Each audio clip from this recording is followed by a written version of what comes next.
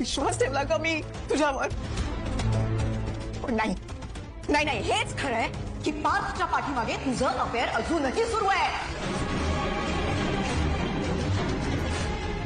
काकू असं काही नाही हो, तुमचा गैरसमज होतोय. एकदम चुप. तर गप्प बसली नाहीस ना तर मी काय करीन माझा नेम नाही. मी विश्वास ठेवला तुझ्यावर काव्या. मागच्या वेळेला एवढं बोलले, त्याचं गिल्ट घेतलं मी, तुझी माफी मागितली, पण तू काय केलं? तू विश्वासघात केलायस माझा. आणि फक्त माझा नाही, तू पार्थचा देखील विश्वासघात केलायस. असं सांगू मी तुम्हाला काकू? मी खरंच सांगते हो, असं काहीही नाहीये. विश्वास ठेवा ना माझ्यावर. तू पुढे कर ग तुझा खोटेपणा. तुला काहीच वाटत नाही? तू एवढं एका मागे एक खोटंच बोलत चाललीस. नजरेला नजर देऊन खोटं बोलतेस ग. कमाल आहे बाई तुझी. घरातून निघताना म्हणाली लायब्ररीत जातेस, गेलीस कॅफेत सुद्धा गेलीस आणि तिथे तो तुझा मला बोलवतही नाहीये. खरं ते बोलतेय मी काकू. मी कॅफेमध्ये अनिशाची वाट बघत होते. माझ्यावर विश्वास नाहीये ना तुम्हाला? मी फोन लावून देते, वाटते तुम्ही अनिशाशी बोला, तिच्यावर. त्यानंतर होईलच प्रेम या मालिकेचा आजचा म्हणजेच 25 सप्टेंबरचा जबरदस्त असा रिव्ह्यू तुम्ही बघत आहात प्रेक्षकांनो. माय गॉड, आज काव्यावर जी वेळ आली आहे ना प्रेक्षकांनो, ती एखाद्या शत्रूवर सुद्धा येऊ नये इतका सॉलिड आणि हिट असा एपिसोड दाखवलाय. काव्या जीवाचा फोटो जाळत असते तेव्हा नेमकी ही मानिनी तिथे पोहोचते आणि तो फोटो विझवायचा प्रयत्न करते. काव्याला हे सगळं कळतच नाही. काव्या आता आई म्हणून हाक मारते मानिनीला. मानिनी तक्षणी काव्याच्या तोंडात सनकन कानाखाली मारते. काव्याला हे सगळं भयंकर वाटतंय. काव्याला कळतच नाहीये तिचा दोष तरी काय आहे. काव्या मानिनीकडे बघतच राहते. त्या मानिनीने आधी तो फोटो जळत असतो ना, तो आधी अर्धा विझवलाय, पण त्या जीवाचा फोटो स्पष्टपणे दिसतच नाहीये. आता तोंडात मारल्यानंतर काव्या विचारते, मानिनी काकू हे सगळं का? आता मानिनी तिला म्हणते, नाव घेऊ नकोस माझं आई म्हणून. काव्या, मला आई म्हणण्याचा अधिकार तू गमावलायस. आता काव्याला आठवतं की मानिनी तर तिला आई म्हणण्यासाठी नेहमी फोर्स करायची. आता बघा मानिनी काय झापते काव्याला. मानिनी प्रचंड संतापलेली असते. आधी तर मानिनी दरवाजा लावून घेते रूमचा आणि काव्याला एवढी झापते ना, माय गॉड. आजचा शब्द स्किप करू नका प्रेक्षकांनो. मानिनी म्हणते, मी तुझी आई व्हावी या लायकीची नाहीयेस तू काव्या. अगं माझ्या पाठची धड बायको होऊ शकत नाहीस. मुलीचं नातं काय निभवणार आहेस ग तू काव्या? काव्या म्हणते, काय बोलताय तुम्ही मानिनी काकू हे? मानिनी म्हणते, अगं माझ्या डोक्यात नाही आलं ग, हे तर तुला आधीच बोलायला पाहिजे होतं. मनात एक आणि ओठावर एक अशी मुलगी आहेस ग तू काव्या. मला माहित नव्हतं ना आधी हे सगळं. काव्या, मी तुला पुन्हा विचारत होते, तुला काही सांगायचं का? तुझ्या मनात काही आहे का? तू बोल, मी समजून घेईल, स्पष्टपणे बोल. अगं सकाळी मी तुला विचारलं ग काव्या, तेव्हा पण काही बोलली नाही तू. काव्या म्हणते, काकू अहो काही बोलण्यासारखं नव्हतं. अहो पहिल्यांदा तुम्ही विचारलं तेव्हाही मी तुम्हाला सगळं खरं सांगितलं होतं. आणि मी मान्य करते की लग्नाच्या आधी माझ्या मनामध्ये एक मुलगा होता काकू, पण आता नाहीये तसं माझ्या आयुष्यात. माझा भूतकाळ होता तो मी मागे साधलाय. पण मानिनी चिडून म्हणते, अगो किती खोटं बोलशील, किती भूतकाळ पुसून टाकलायस म्हणे. कुठल्या दगडाची बनली आहेस ग खोटारडी? आता काही बोलली ना तर मुस्काट फोडी ना मी तुझं. काव्या आता प्रचंड घाबरली मानिनीला. आता मानिनी म्हणते, अगो किती विश्वास ठेवला ग तुझ्यावर मी काव्या, किती विश्वास ठेवला. पण नाही, हेच खरंय की नाही, तू त्या विश्वासास पात्र नाहीये काव्या. कारण हेच खरंय की पार्थच्या पाठीमागे अजूनही तुझं अफेअर सुरू आहे. काव्या म्हणते, हे काय बोलताय तुम्ही मानिनी काकू, तुमचा गैरसमज होतोय. मानिनी म्हणते, चुप्प बसायचं एकदम चुप. आता जर तू गप्प बसली नाहीस ना काव्या तर मी काय करेल याचा नेम नाही. अगं विश्वास ठेवला होता ना ग तुझ्यावर काव्या. अगं तुला एवढं बोलले मी तुला आणि त्याचं मीच गिल्ट घेतलं, तुझी माफी पण मागितली, पण तू काय केलं ग? तू विश्वासघात केला माझा. अगं तू माझाच नाही तर पार्थचा पण विश्वासघात केलायस. काव्या म्हणते, अहो कसं सांगू काकू, मी खरंच सांगते, तसं काही नाही, विश्वास ठेवा माझ्यावर.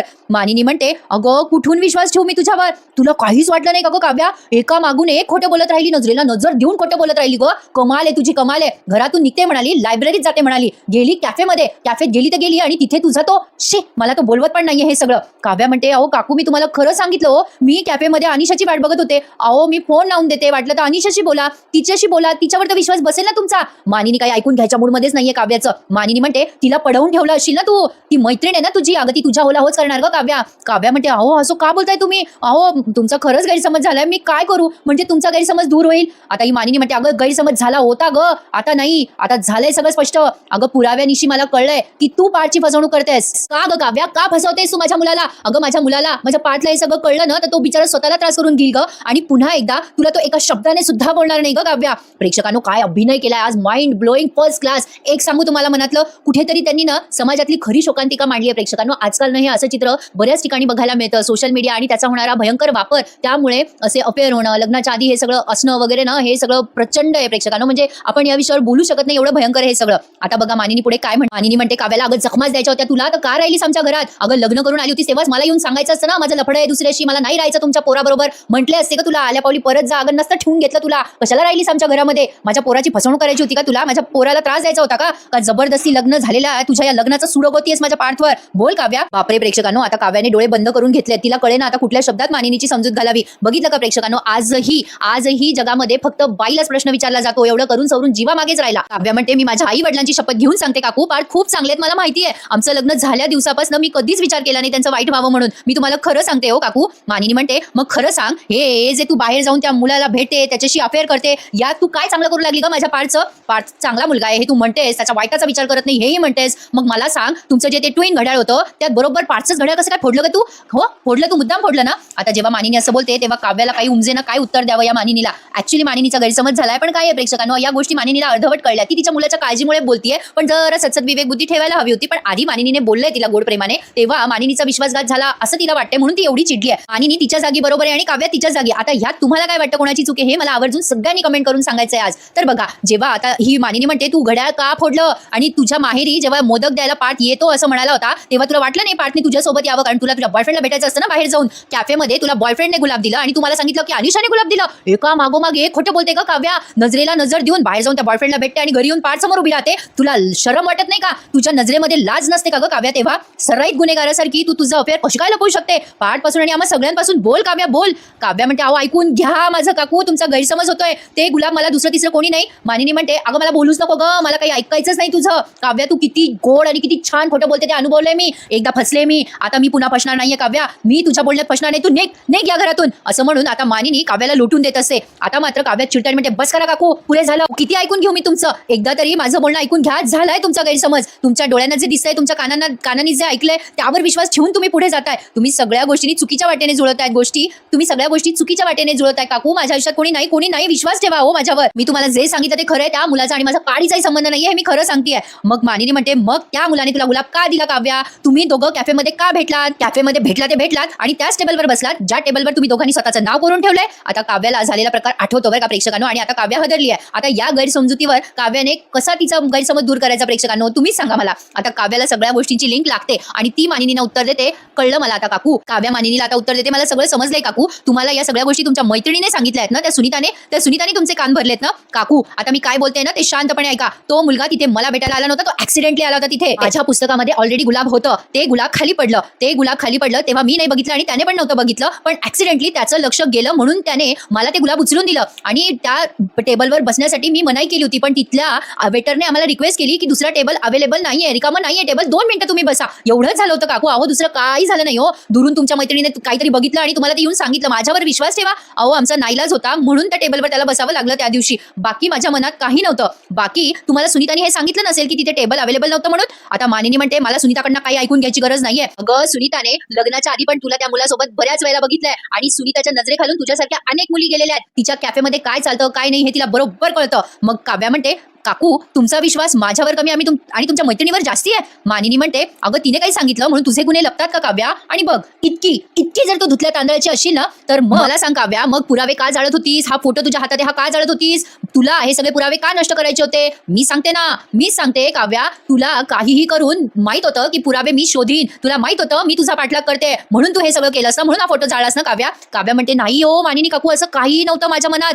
अहो मी हा फोटो जाळत होते कारण मला माझ्या भूतकाळातली आठवण नको होती माझ्यासोबत. मानिनी काही ऐकून घ्यायच्या मनस्थितीतच नाहीये. मानिनी म्हणते बस कर काव्या, बस कर तुझी नाटकं. तुझा हा साळसूतपणाचा आव आणणं थांबव काव्या. आता काव्या म्हणते नाही हो नाही, अहो मी का नाटकं करू? मी पुन्हा सांगते माझं नाही असं काही. काव्या खूप रडत असते आणि म्हणत असते मी नाही फसवते पार्थला. मी सांगते तुम्हाला माझं नाहीये कोणासोबत अफेअर, विश्वास ठेवा माझ्यावर, विश्वास ठेवा. काव्या रडून हात जोडते आणि त्या मानिनीला रिक्वेस्ट करते. मग मानिनी म्हणते नाहीये ना तुझं अफेअर कोणासोबत? चल मग सिद्ध करून दाखव मला. फोटो जाळलास ना तू काव्या, या फोटोमध्ये जो मुलगा होता ना त्याला समोर आण माझ्या आणि त्या मुलाला सांगू दे की तुझं आणि त्याचं अफेअर नाहीये, मगच मी विश्वास ठेवील. अरे देवा प्रेक्षकांनो, पाहिलं का काव्यासमोर केवढा मोठा प्रश्न आहे. म्हणजे एकीकडे जर तिने जीवाला समोर आणलं तर तिच्या बहिणीचा संसार उद्ध्वस्त होईल. ऍक्च्युली ना प्रेक्षकांनो तसं बघायला गेलं तर म्युच्युअल अंडरस्टँडिंग करून हे सगळे प्रश्न सॉल्व्ह करू शकतात. कारण काव्या आणि जीवा स्वतःच्या भावासाठी आणि काव्या करते स्वतःच्या बहिणीसाठी. खरं पाहिलं तर या दोघांनी त्यांच्या प्रेमाचा त्यागच केलाय त्यांच्या कुटुंबाच्या सुखासाठी. त्यात काही गैर नाहीये. आता त्यांचा आहे भूतकाळ तर आहे, त्याला काय करणार ते पुसू शकत नाही, पण त्यांनी त्यांचा भविष्यकाळ सुधारण्याचा पूर्ण प्रयत्न केलाय. काव्या तिच्या सगळ्या नात्यांची प्रामाणिक होती हे तितकंच खरं आहे. पण काय ना प्रेक्षकांनो, अशी नसती लपडी केली की आयुष्यामध्ये पुढे प्रॉब्लेम येतातच. तर असो,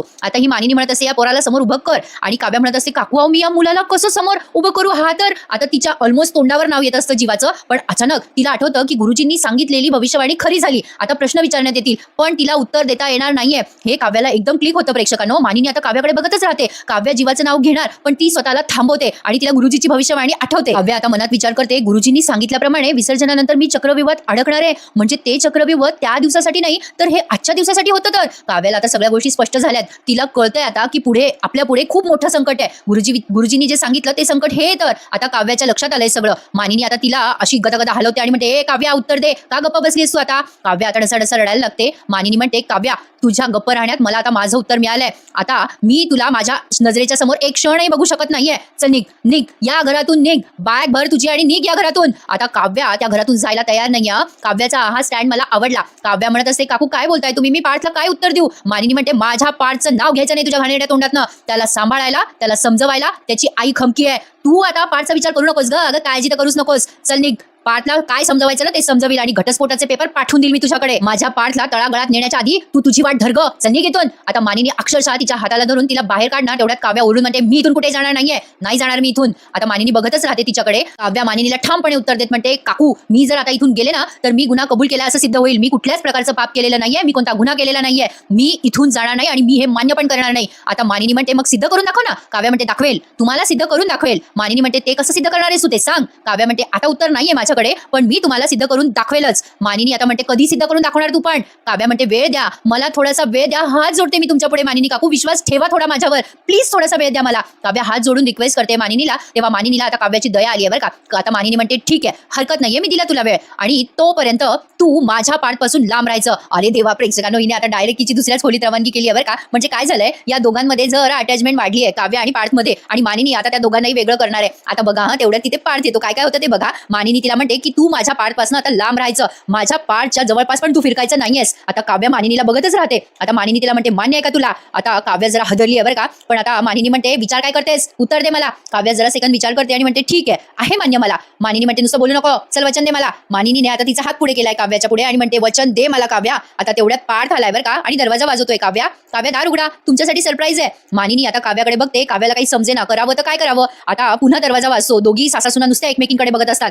मानिनी म्हणते, काय ग काव्या, स्वतःवर विश्वास नाहीये का तुझा? स्वतःला सिद्ध करून दाखवशील ते? दे ना मला वचन. आता काव्या मानिनीला विचार न करता पटकन वचन देते की ती पार्थपासून लांब राहील. आता बघा प्रेक्षकांनो, जबरदस्त दाखवलाय की नाही आजचा एपिसोड. ईच अँड एव्हरी प्रेक्षकांनी प्लीज लाईक करायला विसरू नका. तुम्हाला एवढं एफर्ट घेऊन छान पद्धतीने सांगायचा मी प्रयत्न करते. प्लीज प्रेक्षकांनो, थोडंसं मन मोठं करून लाईक तरी करा. जे प्रेक्षक नेहमी लाईक करतात त्यांच्यासाठी खूप खूप थँक्यू, आणि जे करत नाही त्यांच्यासाठी रिक्वेस्ट की प्लीज लाईक करा आणि चॅनलला सबस्क्राईब करा. तर बघा आता पार्थ दरवाजा उघडून आत येतोच. काव्या शेवटी हातावर हात ठेवतेच मानिनीच्या. आता पार्थने काव्यासाठी 9 साड्या आणल्यात बरं का. आता दरवाजा उघडते ही मानिनी आणि पार्थ मानिनीला समोर बघून घाबरतो म्हणा किंवा त्याला आश्चर्य वाटते की नेमकं या दोघींचं काय चाललंय. दोघींचेही घाबरलेले रडवेले चेहरे तो बघतो आणि त्याला जरा कळत नाही की नेमकी परिस्थिती काय आहे. आता पार्थ त्याच्या आईकडे बघतो, काव्याकडे बघतो. काव्या आता खाली मान घालून उभी असते. पार्थ जरा गडबडून म्हणतो, आई काय झालं तुला? नाही म्हणजे इथे काय करत होतीस तू आणि तू दरवाजा का लावला होतास? आता मानिनी स्माईल करते आणि म्हणते, अरे काय नाही, अरे सहज. पार्थ म्हणतो, काय गाई, दरवाजा बंद करून तू काय माझ्या बायकोला त्रास देत होतीस का? मानिनी आता पार्थकडे बघतच राहते आणि काव्याकडे सुद्धा. मग पार्थ म्हणतो, अगं आई जरा गंमत केली मी. मग मानिनी म्हणते, अरे काय नाही रे पार्थ, जरा दोघींमधलं सिक्रेट होतं आमच्या, ते बाहेर ऐकायला जाऊ नये म्हणून जरा दार लावलं होतं.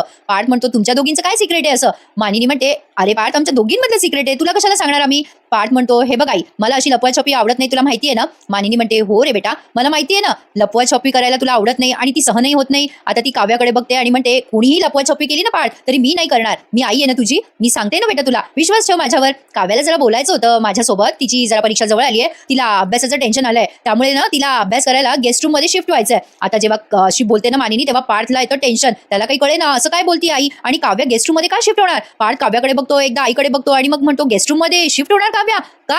काय झालं काव्या, माझी बडबड तुम्हाला सहन नाही होते का? म्हणजे माझ्या बडबडीमुळे तुम्हाला डिस्टर्ब होते का काव्या? काव्या आता पार्थकडे अशी भांबावून बघते बिचारी, कारण तिच्याकडे कुठल्याच प्रश्नांचं उत्तर नाहीये. आता लगेच मानिनी म्हणते, ती नाही रे डिस्टर्ब होणार, पण तू मात्र नक्की डिस्टर्ब होशील. पार्थ आता एकदम त्याच्या आईकडे बघतो, त्याला समजेच ना आपल्या आईला काय झालंय. पार्थ म्हणतो, असं का बोलतेस आई? लगेच मानिनी म्हणते, अरे असं काही नाहीये, अरे तुला माहितीये ना पार्थ, तिने अभ्यासाचं टेन्शन घेतलंय तिने मनावर, करू दे तिला अभ्यास, तिचा अभ्यास महत्वाचा आहे रे, तिने आयएस व्हावं अशी इच्छा आहे ना तुझी? पार्थ म्हणतो, हो म्हणजे काय, आहेच माझी इच्छा. मग मानिनी म्हणते, मग जाऊ दे ना तिला गेस्ट रूम मध्ये अभ्यास करायला. आता काव्या नुसती मानिनीकडे बघते आणि एपिसोड समाप्त होतो. कसला सॉलिड होता ना प्रेक्षकांनो आजचा एपिसोड. कुठेतरी त्यांनी समाजात घडणाऱ्या अशा बऱ्याच घटनांवरती एक प्रकाश टाकलाय असं म्हणायला हरकत नाहीये. मस्त होता आजचा एपिसोड. आता पुढच्या प्रोमोत आपण बघतोय, जीवा आलाय मीटिंग करून, पण त्याची मीटिंग काही सक्सेसफुल झाली नाहीये. आता तो सांगतो नंदिनीला, अगं माझा एक्सपिरियन्स क्लायंटला फंडिंग करण्या इतपत चांगला नाही वाटला. मग नंदिनी म्हणते, जाऊ द्या जीवा, उमेद नाही हरायची. मग जीवा म्हणतो, नाही ग नंदिनी, मला उमेद हरायची चिंता नाहीये, कारण माझी उमेद माझ्या समोर आहे, माझी नंदिनी आता त्याच्याकडे बघतच राहते. आणि आता इकडे पार्थ जरा इमोशनल झालेला असतो आणि काव्याला म्हणतो, हे घड्याळ आहे ना काव्या, ते आपल्या हाताच्या नाडीवर चालतं. ज्या दिवशी दिवशी माझी नाडी बंद पडेल त्या दिवशी घड्याळही बंद पडेल आणि घड्याळ बंद पडलं तर माझी नाडी बंद पडली असं समजून घ्यायचं. आता काव्या त्याला पुढे बोलूच देत नाही आणि त्याचं तोंड दाबते. म्हणजे काव्या पाठच्या जवळपास प्रेमात पडलेली आहे, अर्ध्या 0.5% असं वाटतंय. तुम्हाला काय वाटतं मला कमेंट करून सांगा. आणि आजचा एपिसोड जबरदस्त होता प्रेक्षकांनो, यात शंका नाहीये. आवर्जून लाईक करायला विसरू नका, चॅनलला सबस्क्राईब करा. भेटूयात उद्या पुन्हा एकदा लग्नानंतरच्या जबरदस्त रिव्ह्यू मध्ये. तोपर्यंत टेक केअर. धन्यवाद.